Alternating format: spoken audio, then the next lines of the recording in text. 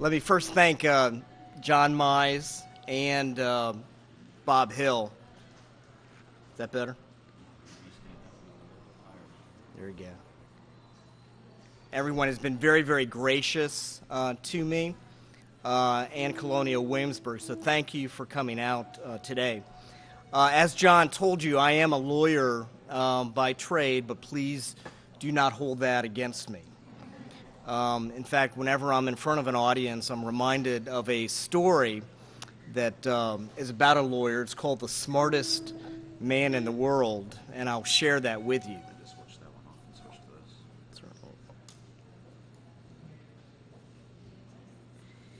This is called The Smartest Man in the World. A doctor, a lawyer, a little boy, and a priest were out for a Sunday afternoon flight on a small private plane. Suddenly, the plane developed plane engine and it started to go down.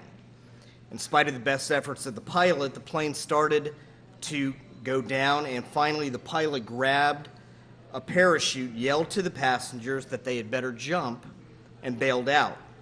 Unfortunately, there were only 3 parachutes remaining.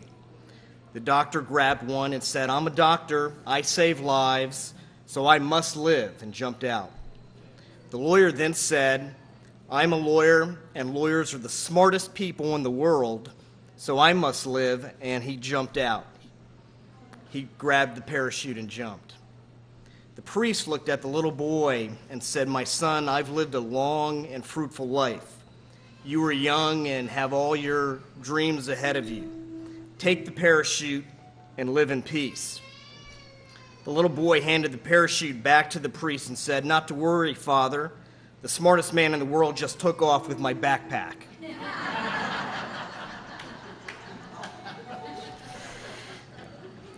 Well, let me talk briefly about my new book, In Defense of Thomas Jefferson. And thank you for coming out here. I really appreciate that. I believe my book, once and for all, proves that the Sally story is pure fiction, possibly revisionist politics, but certainly not historical fact or science. In my view, it reflects a recycled inaccuracy that has metastasized from book to book for over 200 years. Let me preface my remarks by saying I am not a professional historian like Dumas Malone or Merrill Peterson. I am not a Jeffersonian scholar. For the past 26, 27 years, my expertise has been in the courtroom, persuading juries, giving the most persuasive arguments, persuading evidence, incredible evidence, to a jury.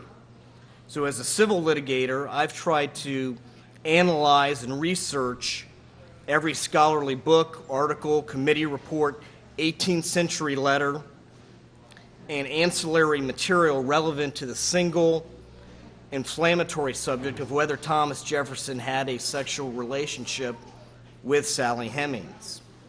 In writing this book, I gained access to never-before-seen correspondence and personal interviews with Jeffersonian insiders intimately involved in the distorted and misleading DNA. They revealed how evidence was manipulated into a censored, predetermined official conclusion, giving the false stigma of Jefferson's guilt to the American public. In contrast to the blizzard of recent agenda-driven books spinning the controversy as a mini-series of history, I found that layer upon layer of evidence points to a mosaic distinctly away from Mr. Jefferson, with one inevitable conclusion. The historians have the wrong Jefferson. The DNA, as well as the other historical evidence, matches perfectly to his younger brother Randolph as the true candidate for a sexual relationship with Sally. Quite simply, my book presents the most credible evidence which completely exonerates Mr. Jefferson. So let me give you a summation. If I were a trial lawyer defending Mr. Jefferson in court, let me give you my summation, my final argument to you as a jury and as to a jury in the public arena.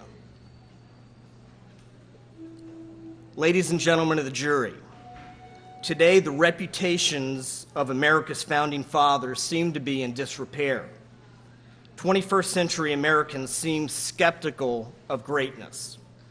Just as Oliver Wendell Holmes observed, quote, "Belittling arguments always have a force of their own, but you and I believe that high-mindedness is not impossible in men." The evidence in this case proves one of two things. Thomas Jefferson is either the most prolific, hypocritical liar in American history, or he is the victim of the most profane, scurrilous defamation of character allegation in legal annals. There is no middle ground. There is no compromise. The evidence since the inception of the Sally myth 200 years ago, many Americans want passionately to believe that Thomas Jefferson fathered some or all of Sally's children, whether or not the evidence supports this venal charge or not.